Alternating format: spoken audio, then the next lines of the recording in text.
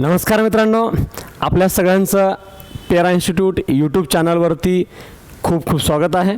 आजपासून आपण राज्यघटना प्रश्नांचा सरावाचा एक सिरीज सुरू करत आहोत, ज्याच्यामध्ये राज्यघटनेचे सर्व टॉपिक, कंबाईन पूर्व परीक्षा, राज्यसेवा पूर्व परीक्षा आणि या दोन्ही परीक्षेच्या मुख्य परीक्षेलाही अनुसरून महत्त्वाच्या सगळ्या कन्सेप्ट, कंटेंट आणि करंट या रिलेटेड असलेले सगळे प्रश्न आणि प्रश्नांचा घटक आढावा आपण पाहणार आहोत. यामध्ये आज जो आपण टॉपिक सुरू केला आहे, पक्षांतर बंदी कायदा, जो सध्या करंट रिलेटेड खूप जास्त इम्पॉर्टंट आहे. महाराष्ट्राचा पक्षांतर बंदी कायद्याबद्दलचा प्रश्नचिन्ह जो सध्या सर्वोच्च न्यायालयामध्ये प्रलंबित आहे आणि या रिलेटेड विविध वाद, विविध घटना दुरुस्त्या, विविध समित्या, या संदर्भात असलेले सगळे रिपोर्ट, कन्सेप्ट आणि त्याच्या रिलेटेड फॅक्टवर आधारित असलेले प्रश्न, ह्या सगळ्यांचा आपण आढावा एकाच लेक्चरमध्ये संपूर्ण पाठ पाहणार आहोत, ज्याच्यामध्ये तुमचा हा टॉपिकही क्लिअर होईल, राज्यघटनेचे प्रश्नही सॉल्व्ह होतील आणि या माध्यमातून तुम्ही वेगवेगळ्या गोष्टी शिकाल ज्याची आवश्यकता आहे, परीक्षेच्या पॉईंट ऑफ व्ह्यूनं आहे. आज आपला पहिला सिरीजचा पाठ आहे. हा पाठ इथून दररोज संध्याकाळी तुम्हाला 7 वाजता याबद्दलची सिरीज पाहायला मिळणार आहे आणि या माध्यमातून दररोज प्रश्नांचा अधिकतम सराव विथ ऑल रिपोर्ट्स या माध्यमातून तुम्ही पाहू शकणार आहात. तर आपण सुरुवात करूयात. आता पक्षांतर बंदी या कायद्या रिलेटेडचा पहिला प्रश्न. पक्षांतर बंदी कायद्यानुसार कायदा कधीचा आहे? 52वी घटना दुरुस्ती 1985 या दुरुस्तीने पक्षांतर बंदी कायदा आपण लागू केलेला आहे. कोणता सदस्य हा सभागृहाचा सदस्य राहण्यास अपात्र ठरतो? या कायद्याने पुढीलपैकी कोणता सदस्य आहे जो सदस्य राहण्यास अपात्र ठरतो? याबद्दल योग्य पर्यायाला निवडायचं आहे. मग या माध्यमातून योग्य पर्याय पहा. नंबर 1, जर तो ज्या पक्षाशी संबंधित आहे. कायद्याची भाषा, घटनेची भाषा समजली पाहिजे आहे, म्हणून शब्द लक्षात ठेवा. जर तो ज्या पक्षाशी संबंधित आहे, ज्याही पक्षाशी असेल, किंवा त्या निमित्ताने प्राधिकृत केलेल्या म्हणजे जसं की आपण अनेक नॉमिनेटेड सदस्य, नामनिर्देशित सदस्य या माध्यमातून नियुक्त करतो. म्हणजे आमच्या पॉलिटिकल पार्टीकडून काही नॉमिनेटेड सदस्य आहेत, नामनिर्देशित सदस्य आहेत, याबद्दलचा घटक. मग तो त्या पक्षाशी संबंधित असेल किंवा त्या पक्षानं त्याला प्राधिकृत केलेला असेल किंवा प्राधिकरणाने जारी केलेल्या कोणत्याही निर्देशाच्या विरुद्ध, त्या पक्षानं जे जारी केलेले निर्देश आहेत, निर्देशाच्या विरुद्ध म्हणजेच काय, व्हीप काढलेला होता त्या पक्षाने, त्या पक्षाच्या व्हीपच्या विरुद्ध सभागृहात मतदान केले असेल किंवा मतदान करण्यापासून दूर राहिला असेल, तर ऑब्व्हियसली काय होईल, अपात्र ठरेल. मूळ गाभा काय या स्टेटमेंटचा? व्हीपच्या अगेन्स्ट मतदान केलंय आणि मतदान करण्यास उपस्थितच नाही, तर ऑब्व्हियसली तो काय होईल, अपात्र ठरेल आहे. पण स्टेटमेंट 3 लाईनचा आहे आणि ही कायद्याची भाषा आहे. पक्षाशी संबंधित, त्या निमित्ताने प्राधिकृत केलेला किंवा त्या पक्षाच्या संबंधित प्राधिकरणाने जारी केलेल्या निर्देशाच्या म्हणजेच व्हीपच्या आधारे जर तो संबंधित त्या सभागृहात मतदान करत नसेल किंवा त्याच्या अगेन्स्ट मतदान केलं असेल, तर आपण त्याला अपात्र ठरवतो. पहिलं वाक्य जे करेक्ट आहे. अनेक वेळा या शब्दांमध्ये आयोग बदल करताना, फरक करताना दिसतो, तर हे अपात्र आहे. अपात्र ठरण्यासाठी हे एक कारण कारणीभूत आहे आणि पुरेसं आहे. कोणत्याही परिस्थितीत, म्हणजे कंडिशन कुठलीही असो, पूर्व परवानगी न घेता, अशी कोणतीच परवानगी घेतलेली नाही आहे त्या सदस्याने, असा राजकीय पक्ष किंवा व्यक्ती किंवा प्राधिकरण असे मतदान किंवा अनुपस्थित राहणे, अशा मतदानाच्या तारखेपासून त्या पक्षाची परवानगी न घेता तुम्ही राजकीय पक्ष म्हणून किंवा व्यक्ती म्हणून किंवा प्राधिकरण म्हणजे एक ऑथॉरिटी, इन्स्टिट्यूशन म्हणून जर मतदान किंवा अनुपस्थित राहणे इत्यादी या तारखेपासून, म्हणजे ज्या तारखेला सांगितलं होतं त्या तारखेपासून 14 दिवसाच्या आत राजकीय पक्ष, व्यक्ती किंवा प्राधिकरणाने त्याला जर माफ केलं नसेल तर आहे. म्हणजे काय, ज्या दिवशी मतदानाला उपस्थित राहायचं होतं, ज्या बाजूने मतदान करायचं होतं, त्या दिवसापासून त्या सदस्याला जर आमच्या पक्षाने किंवा पक्षाच्या विशिष्ट व्यक्तीने किंवा ऑथॉरिटीने, जसं की व्हीप काढणारा किंवा पक्षनेता किंवा गटनेता, हे जे शब्द आपण सध्या हल्ली ऐकतो, यांच्याद्वारे संबंधित सदस्याला जर आम्ही 14 दिवसाच्या आत माफ केलं नाही तर मात्र तो अपात्र ठरेल. मग याही कारणावरून तो अपात्र ठरू शकतो. पहिल्या कंडिशनमध्ये संबंधित सदस्य अपात्र आहे, दुसऱ्याही कंडिशनमध्ये अपात्र आहे. पण प्रॉब्लेम आहे हा 14 दिवसाच्या आत नाही, 15 दिवसाच्या आत आहे. या पक्षाने किंवा व्यक्तीने, प्राधिकरणाने त्या सदस्याला 15 दिवसाच्या आत माफ केलं पाहिजे आहे, तर तो अपात्र ठरणार नाही. माफच केलं नाही तर मात्र अपात्र ठरलेला आहे. म्हणजे माझ्या पक्षाने मला ज्या बाजूने मतदान करायला सांगितलं होतं किंवा मतदानाला उपस्थित राहायला सांगितलं होतं, पण मी उपस्थितच राहिलो नाही किंवा क्रॉस वोटिंग केलेलं आहे, तरीसुद्धा माझ्या पक्षाने मला 15 दिवसाच्या आत माफ केलं असेल, देन मी अपात्र नाही.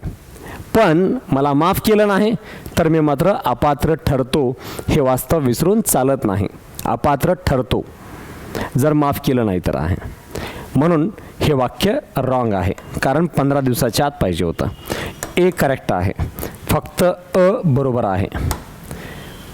क्वेश्चन नंबर 1, दोन्ही स्टेटमेंट मी तुम्हाला 2 लाईनमध्ये सांगू शकला असतो की पक्षाच्या व्हीपच्या विरुद्ध जाऊन त्यांनी मतदान केलं असेल किंवा उपस्थित नसेल तर एक वाक्य, पक्षाच्या राजकीय व्यक्ती व संस्थेनं जर त्या सदस्याला 15 दिवसाच्या आत माफ केले नसेल तर अपात्र ठरतो. एवढं सोपं सांगता आलं असतं. पण प्रश्न एवढे लहान राहिले नाहीत आणि प्रश्न फॅक्च्युअल राहिले नाहीत, जे मोठी स्टेटमेंट व्हायचं आहेत. आणि त्या स्टेटमेंटमध्येही अशी कायद्याची भाषा आहे. प्राधिकृत, अधिकृत असे शब्द, प्राधिकरणं असे शब्द लक्षात येत नाहीत. परीक्षेत खूप वेळ जातो, अंडरस्टँडिंगला प्रॉब्लेम येतो. म्हणून फास्ट समजावं, विषय लक्षात राहावा आणि त्यासोबत त्या शब्दांचे अर्थ कळावेत या उद्देशानं डिटेल, कन्सेप्च्युअल आणि लेंदी क्वेश्चन्सचा सगळा भरणाही या क्वेश्चन सिरीजमध्ये आपण डेली पाहणार आहोत. आता आहे अचूक पर्याय निवडायला सांगितलेला आहे. अचूक पर्याय म्हणजे काय आहे? या घटनेत काही असलं तरी, या घटनेत काहीही असलं तरी, मग जिथेही जे असेल ते असेल आहे. इथं 10व्या अनुसूचीनुसार आहे. 10व्या अनुसूची अंतर्गत सभागृहाच्या सदस्याच्या अपात्रतेसंबंधित. आता सभागृहाच्या सदस्यांच्या अपात्रतेबद्दल लक्षात ठेवा, राज्यघटनेमध्ये आर्टिकल आहेत 101, 102 आणि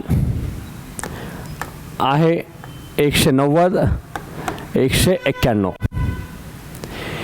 हे आहेत MP संसद सदस्याबद्दल आणि हे आहेत MLA आमदाराबद्दल.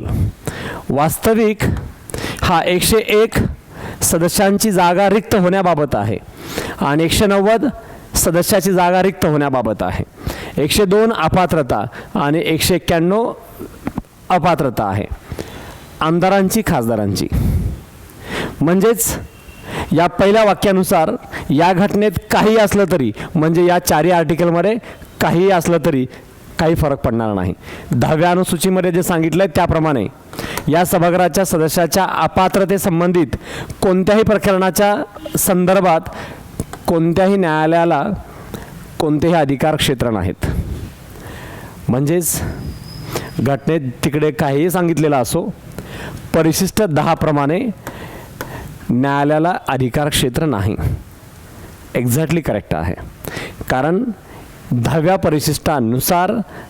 परिशिष्टानुसार पीठासीन अधिकाऱ्यांना हे सगळे पॉवर आहेत. लोकसभा अध्यक्ष उपाध्यक्ष, राज्यसभा सभापती उपसभापती, विधानसभा अध्यक्ष उपाध्यक्ष, विधान परिषद सभापती उपसभापती यांना म्हणजेच पीठासीन अधिकाऱ्यांना ते अधिकार आहेत.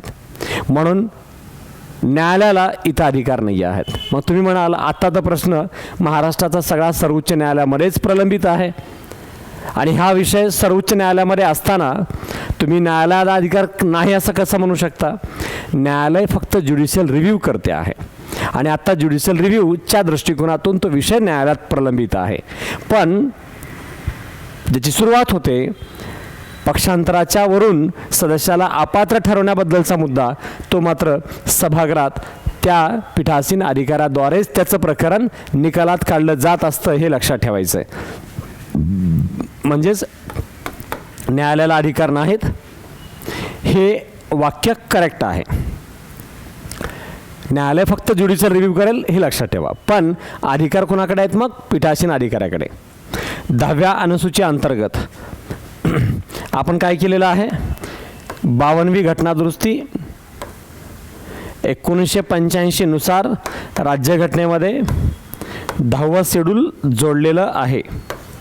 10व अनुसूची जोडलेली आहे, 10वं परिशिष्ट जोडलेलं आहे. सभागृहाचा सदस्य 10व्या अनुसूची अंतर्गत सभागृहाचा सदस्य अपात्र ठरला आहे किंवा नाही, म्हणजे 10 शेड्यूलनुसार. आणि 10 शेड्यूल म्हणजेच काय आहे? पुन्हा पक्षांतर बंदी आहे, पक्षांतराविषयकचा घटक आहे. मग पक्षांतराबद्दल ते संबंधित ठिकाणी पक्षांतर झालं की नाही झालं याबद्दल जर प्रश्न उद्भवला असेल, अपात्र आहे किंवा नाही, तर हा कोणताही प्रश्न असेल तर तो प्रश्न अध्यक्षाच्या निर्णयासाठी संदर्भित केला जाईल. जे कोणी सभागृहाचे पीठासीन अधिकारी आहेत म्हणजेच अध्यक्ष यांच्या संदर्भात ठेवला जाईल, म्हणजे त्यांच्याकडे तो विषय पाठवला जाईल. किंवा यथास्थिती म्हणजे वेळोवेळी अशा सभागृहाचे अध्यक्ष कोणी असू शकतात? लोकसभेचे अध्यक्ष नाहीत, उपाध्यक्ष असतील हे अध्यक्ष. लोकसभेचे उपाध्यक्षही नाहीत, सभागृहाचा सिनियर मोस्ट जो सदस्य आहे तो त्या दिवशी सभागृहाचा अध्यक्ष असू शकतो, जो कोणी अध्यक्ष आहे, किंवा त्यांचा निर्णय अंतिम असेल आहे. म्हणजेच पुन्हा न्यायालयाला अधिकार नाहीत हे वाक्य करेक्ट आहे. आणि हे वाक्य का करेक्ट आहे? कारण हे अधिकार सगळे सभागृहाच्या पीठासीन अधिकाऱ्याकडे आहेत आणि सभागृहाच्या पीठासीन अधिकाऱ्याकडे हे अधिकार आहेत आणि त्यांचा निर्णयही अंतिम असतो. हे वाक्य लक्षात ठेवा. त्यांचा निर्णय अंतिम असतोच त्यांच्या टेरिटरीमध्ये. पण जेव्हा त्यांचा निर्णय तुम्हाला मंजूर नाही, देन तुम्ही जाऊ शकता सर्वोच्च न्यायालयामध्ये आणि सर्वोच्च न्यायालय त्याचं काही तार्किक लॉजिकल रिझनवरून न्यायिक पुनर्वलोकन करू शकते. अन्यथा या बाबतीत हायेस्ट पॉवर हे पीठासीन अधिकाऱ्याकडेच आहेत, हे लक्षात ठेवायचं आहे. म्हणजे त्यांचा निर्णय अंतिम असतो, त्यांच्या टेरिटरीमध्ये तेच अंतिम असतात. पण त्यांचा निर्णय मान्य नाही, देन मग सर्वोच्च न्यायालयामध्ये तुम्ही जाऊ शकता. आता सध्या महाराष्ट्रात चर्चा आहे, मूळ राजकीय पक्ष कोणता? उद्धव ठाकरेंचा की एकनाथ शिंदे गटाचा? मूळ राजकीय पक्ष म्हणजे शिवसेना हे मूळ राजकीय पक्ष कुणाचा आहे? हा शब्द सध्या चर्चेत आहे, म्हणून मी हा प्रश्न इथं टाकलेला आहे. सदनाच्या सदस्याच्या संदर्भात आम्ही सभागृहाचे सदस्य म्हणून आहोत, तर आम्ही सभागृहाचे सदस्य म्हणून आमचा मूळ कोणता पक्ष आहे या संदर्भात जो अर्थ सांगितलेला आहे तो कुठे आहे? परिच्छेद 2. कुठला परिच्छेद 2? या 10th शेड्यूलचा 10व्या अनुसूचीचा जो पॅराग्राफ 2 आहे त्यामध्ये सांगितलेला आहे. आणि सध्या महाराष्ट्रात चर्चा आहे पॅराग्राफ 2 आणि पॅराग्राफ 3 आहे. पॅरा नंबर 3, परिच्छेद 2 आणि परिच्छेद 3 हे सध्या व्याख्या चर्चेची आहे.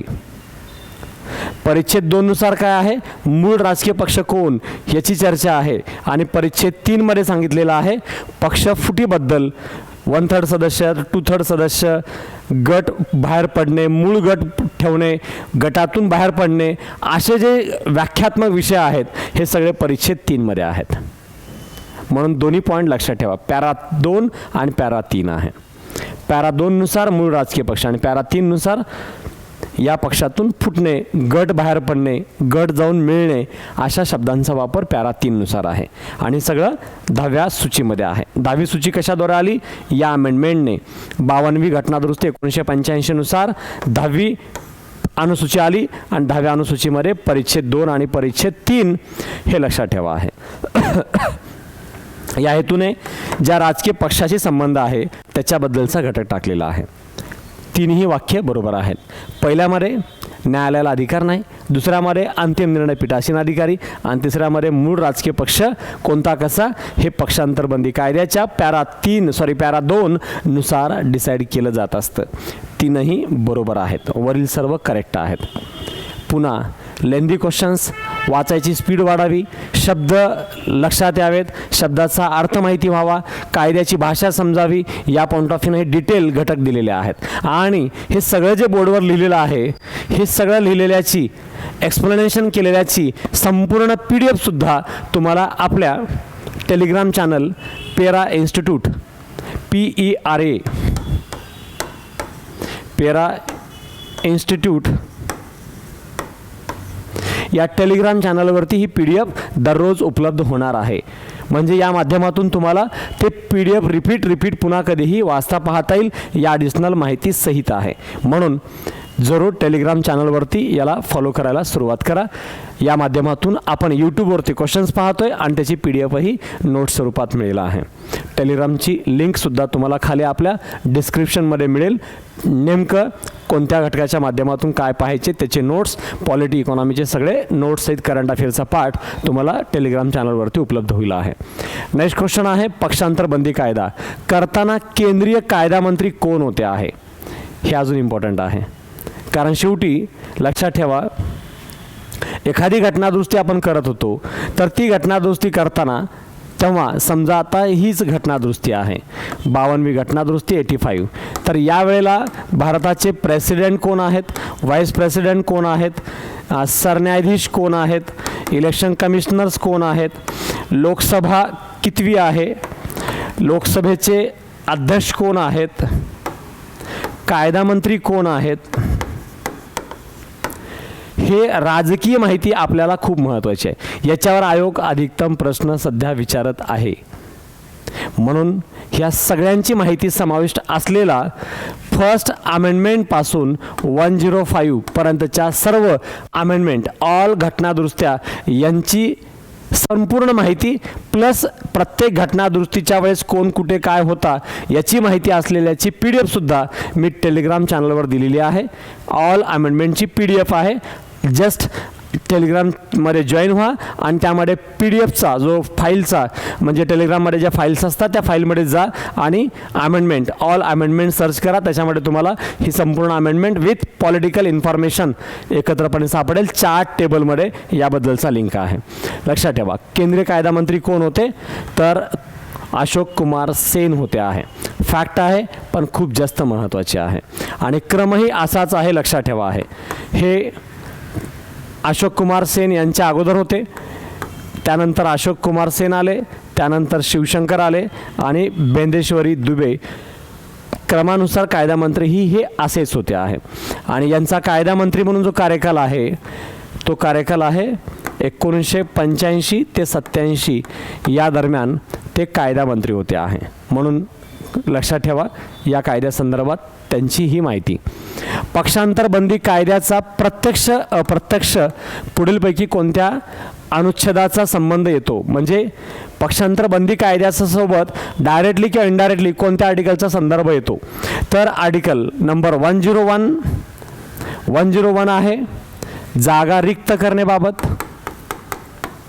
एखादा सदस्य हा 2 किंवा अधिक ठिकाणी निवडून आलाय, 2 किंवा अधिक मतदारसंघातून आलेला आहे, 2 किंवा अधिक सभागृहावर निवडून आलेला आहे, अशा अनेक कारणास्तव किंवा 60 दिवस सलग अनुपस्थित आहे, या कारणास्तव जागा रिक्त होऊ शकते. आर्टिकल 101 नुसार. 102 नुसार अपात्रता आहे. अपात्रता लाभाच्या पदावर आहे म्हणून, पक्षांतर केलेलं आहे म्हणून, किंवा लोकप्रतिनिधित्व कायदा 1951 नुसार तो अपात्र ठरतोय म्हणून. या सगळ्यांच्या अपात्रता आर्टिकल 102 नुसार आहे. सेम जागा रिक्त आणि अपात्रता आहे. हे दोन्ही आहेत MLA बाबत म्हणजे आमदारांबाबत, हे आहेत MP खासदाराबाबत, संसद सदस्य यांच्याबाबत ही 4 आर्टिकल आहेत. आणि या 4ही आर्टिकलचं कनेक्शन 52वी घटनादुरुस्ती 1985 या कनेक्टेड आहे आणि 10व्या शेड्यूल सोबतही त्याचा संबंध लागतो, 10व्या परिशिष्टासोबतही याचं कनेक्शन लागतो, हे आपण विसरू शकत नाही. या माध्यमातून ही माहिती व याबद्दलचे घटक लक्षात ठेवा जे आपल्या परीक्षेसाठी उपयोगाचे आहेत. म्हणूनच वरील सर्व करेक्ट आहे. प्रत्यक्ष आणि अप्रत्यक्ष संबंध या 4 आर्टिकलचा आहे. प्रत्यक्ष संबंध आहे आर्टिकल 102 आणि 191. अपात्रतेबाबत पक्षांतर बंदी कायद्यावरून अपात्र ठरण्याचा कनेक्शन डायरेक्टली 102 आणि 191 आहे, पण इनडायरेक्ट कनेक्शन बाकी दोन्ही आर्टिकलशी सुद्धा लागू होतो. म्हणून 4ही आर्टिकल लक्षात ठेवा आहे. आयाराम गयाराम ही संकल्पना भारतात केव्हा उदयाला आलेली आहे? पुन्हा आयाराम गयाराम ही संकल्पना आता आपण बोलतोच आहे टॉपिक पक्षांतर बंदी कायद्याचा, तर या संदर्भातच ही कन्सेप्ट आहे. आयाराम गयाराम ही संकल्पना विकसित झालेली आहे गयालाल या व्यक्तीपासून. गयालाल हा पुढे गयाराम म्हणून ओळखला जाऊ लागला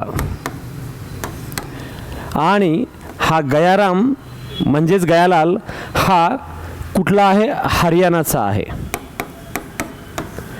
हरियाणा राज्याची निर्मिती कधी झालेली आहे?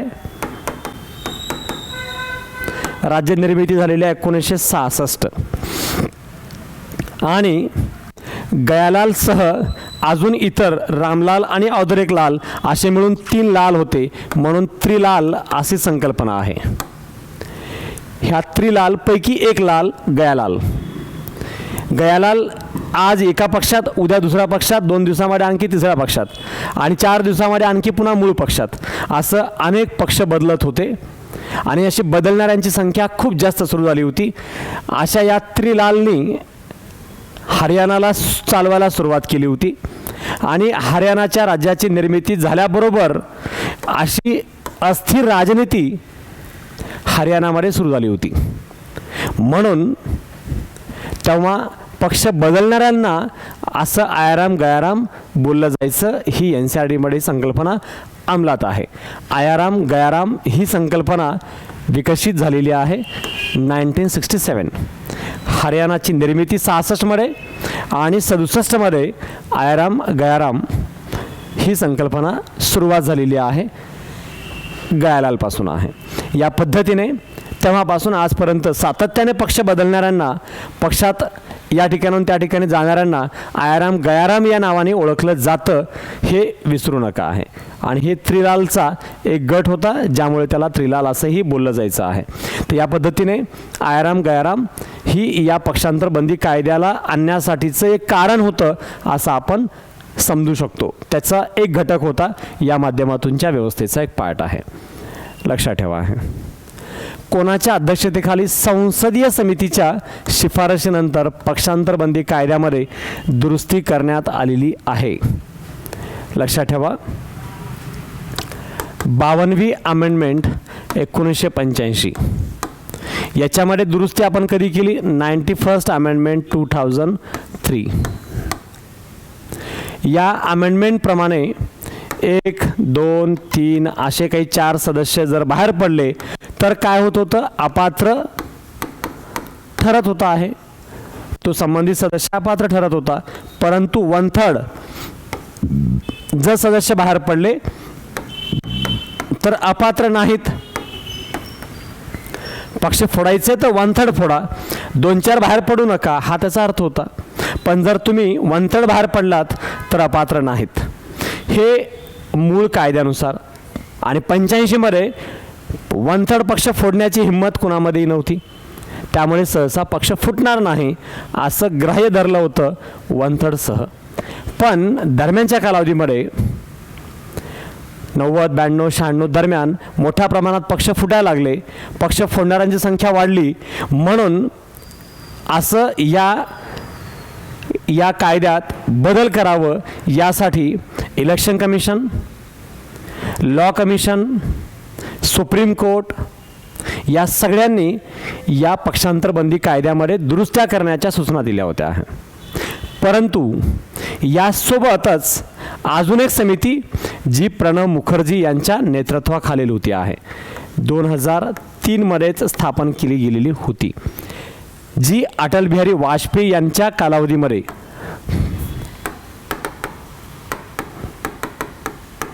अटल बिहारी वाजपेयी यांच्या सरकारने प्रणव मुखर्जी यांच्या नेतृत्वाखाली समिती स्थापन केली होती की या कायद्यात म्हणजे पक्षांतर बंदी कायद्यामध्ये काय नेमकं दुरुस्ती करणं योग्य आवश्यक आहे याच्याबद्दलच्या सूचना देण्यासाठी प्रणव मुखर्जी समिती आलेली होती आहे. आणि या समितीने दिलेल्या सूचनेनंतर आणि आत्ता मी मगाशी बोललो त्याप्रमाणे इलेक्शन कमिशन, लॉ कमिशन या सगळ्यांच्या सूचनेनंतर 91वी घटना दुरुस्ती करण्यात आली. आणि या घटना दुरुस्तीने आता 1/3 जर बाहेर पडले तर अपात्र ठरतील आहे. पण जर तुम्ही बाहेरच पडलात तर 2/3 बाहेर पडा, अपात्र ठरणार नाहीत. म्हणून तर महाराष्ट्रात शिवसेनेतून 2/3 सदस्य संख्या बाहेर पडली जी अपात्र ठरणार नाही असं एकनाथ शिंदे गटाचं ओपिनियन आहे, ज्याद्वारे याबद्दलचं प्रकरण सध्या न्यायालयात न्यायप्रविष्ट आहे.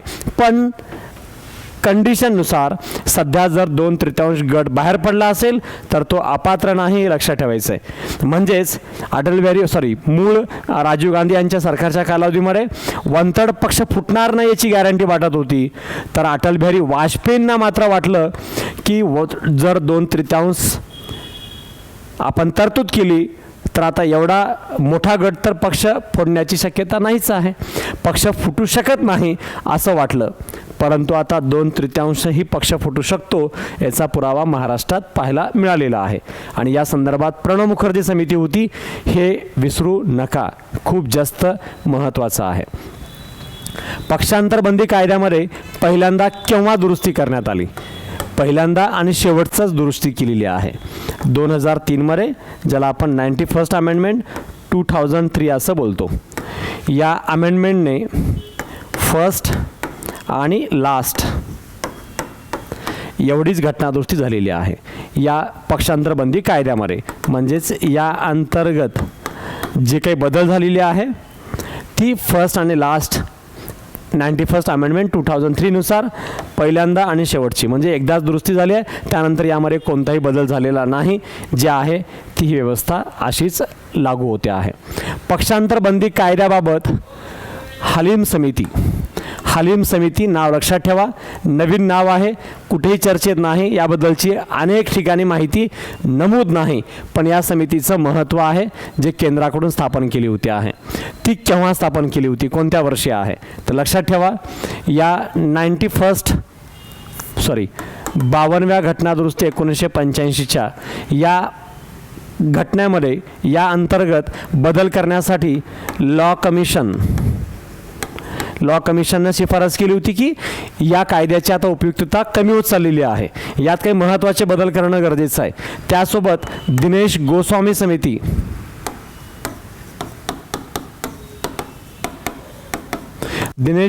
समिती जी इलेक्शन कमिशनच्या रिफॉर्म्सबद्दल होती, यांनी सांगितलं होतं की पक्षांतर बंदी कायद्यात काही बदल होणं गरजेचं आहे. आणि त्यासोबत हलीम समिती होती आहे, हलीम समिती, जी समिती 1998 मध्ये आलेली आहे. या समितीनंही पक्षांतर बंदी कायद्यामध्ये सुधारणा सुचवण्याची शिफारस केलेली होती, हे खूप जास्त महत्त्वाचं आहे, विसरू नका आहे. आणि त्यासोबत सुप्रीम कोर्टनेही या कायद्यात सुधारणा सुचवण्याची शिफारस केलेली होती आहे. कोण सुधारणा सुचवल्या होत्या? लॉ कमिशननी, सुप्रीम कोर्टनी, दिनेश गोस्वामी समिती, इलेक्शन कमिशनची आणि हलीम समिती जी सरकारने स्थापन केलेली होती आहे. प्रणव मुखर्जी समिती संसदेने स्थापन केली होती, हलीम समिती केंद्र सरकारने स्थापन केली होती, दिनेश गोस्वामी समिती इलेक्शन कमिशनकडून आली होती आहे, हलीम समिती सरकारकडून आली होती आहे, सरकारद्वारे, आणि हे सुप्रीम कोर्टकडून स्थापन आहे. एवढ्या सगळ्यांच्या सुधारणांचा परिणाम हा पक्षांतर बंदी कायद्यावर आहे, हे आपण विसरू शकत नाही, सर्वाधिक महत्त्वाचं आहे, लक्षात ठेवा. याच पद्धतीने आहे. पक्षांतर बंदी कायद्याविषयी अचूक पर्याय निवडायला सांगितलेला आहे. अचूक पर्याय नंबर 1, पक्षांतराचा निर्णय न्यायिक पुनर्विलोकनाअंतर्गत म्हणजेच ज्युडिशियल रिव्ह्यू येत नाही का तर येतो, हे रॉंग आहे. ज्युडिशियल रिव्ह्यू होऊ शकतो. मगाशी आपण बोललो त्याप्रमाणे अंतिम निर्णय पीठासीन अधिकाऱ्याचा, पण त्यांचा निर्णय जर काही लॉजिकल योग्य रिझनवरून नाही असं वाटत असेल तर त्याचा ज्युडिशियल रिव्ह्यू करण्याचा पूर्ण अधिकार आहे. ते योग्य की अयोग्य तपासलं जाऊ शकतं, म्हणजे ज्युडिशियल रिव्ह्यू करता येतो आहे. नेक्स्ट, पक्षांतर विषयकचा निर्णय पीठासीन अधिकाऱ्यांनी 30 दिवसाच्या आत घ्यायचा असतो असं 52व्या घटनादुरुस्तीमध्ये नमूद आहे. निर्णय घेतात कोण? पीठासीन अधिकारीच. पीठासीन पक्षांतराविषयीचा निर्णय कोण घेतो? पीठासीन अधिकारीच घेतात आहे. पण किती दिवसात? घटनेत अशी कोणतीही तरतूद नाही. पीठासीन अधिकारी कोणत्याही सदस्याच्या अपात्रतेबद्दलचा निर्णय किती दिवसात घ्यावा याबद्दल घटनेत कोणतीही तरतूद नाही. स्पष्टपणे कोणतीही तरतूद नाही, हे लक्षात ठेवा आहे. म्हणून हे वाक्यही रॉंग आहे. 1985 पासूनच हा कायदा पंचायत राज व्यवस्थेलाही लागू आहे. 1985 पासूनच हा कायदा पंचायत राज व्यवस्थेलाही लागू आहे. 85 पासून कुणाला लागू आहे? 1985 पासून MP आणि MLA यांनाच लागू आहे. MP म्हणजे संसद सदस्य आणि MLA म्हणजे विधिमंडळ सदस्य यांनाच लागू आहे, पंचायतीला लागू नाही. म्हणून तीनही रॉंग आहेत. पक्षांतराचा निर्णय ज्युडिशियल रिव्ह्यूमध्ये येतो. दुसरा, घटनेत अशी कोणताही कालावधी नमूद दिलेला नाही आणि पंचायतीला हा कायदा लागू नाही. तर संसद आणि राज्य विधिमंडळालाच हा कायदा लागू होतो, इतरत्र कुठेही लागू होत नाही. म्हणून यानुसार तिन्ही रॉंग आहेत. एकही करेक्ट नाही. अचूक एकही नाही, म्हणजे एक पण करेक्ट नाही. अचूक विचारलेला आहे. सगळे रॉंग आहेत. कोणत्या राज्यातील जिल्हा परिषद साठी सुद्धा पक्षांतर बंदी कायदा लागू केलेला आहे? तर लक्षात ठेवा, ओरिसा हे राज्य आहे जिथं पक्षांतर बंदीसाठी कायदा लागू करण्याचा निर्णय 2015 मध्ये राज्य सरकारने घेतला. कॅबिनेट बैठकीमध्ये हा निर्णय घेण्यात आलेला आहे 2015 पासून की एक पक्षांतराची व्यवस्था पंचायत राजमध्येही बदलू नये. जशी राज्य विधिमंडळ संसदेला आहे तशीच पंचायत राजमध्येही लागू व्हावी, हा त्याचा मूलभूत उद्देश आहे. आणि या माध्यमातून पक्षांतरबंदी कायद्याविषयकचे महत्त्वाचे काही निर्णय, महत्त्वाचे काही खटले, घटनादुरुस्त्या आणि त्यांच्याबद्दलच्या महत्त्वाच्या समित्या यांच्या सहितचा हा घटक आपल्याला आजचा एक पहिला सिरीज पार्ट म्हणून या ठिकाणी पाहायला मिळतो. आजपासून पुढे कंटिन्यू दररोज संध्याकाळी 7 वाजता आपण राज्यघटनेचा प्रश्न सराव इथून पुढे पाहणार आहोत. दररोज अशी सिरीज पाहण्यासाठी आपल्या चॅनलला सबस्क्राईब करून ठेवा, बेल आयकॉनला स्टॉक करून ठेवा आणि त्यासोबतच या माध्यमातून ही संबंधित PDF जे क्वेश्चन सरावाची सिरीजची PDF आहे ती आपल्या टेलिग्राम चॅनलवर प्राप्त होईल. ती न चुकता घेत राहा, पाहत राहा. बाकीच्या अपडेटसाठी आपण पुन्हा भेटू नेक्स्ट व्हिडिओमध्ये. थँक्यू.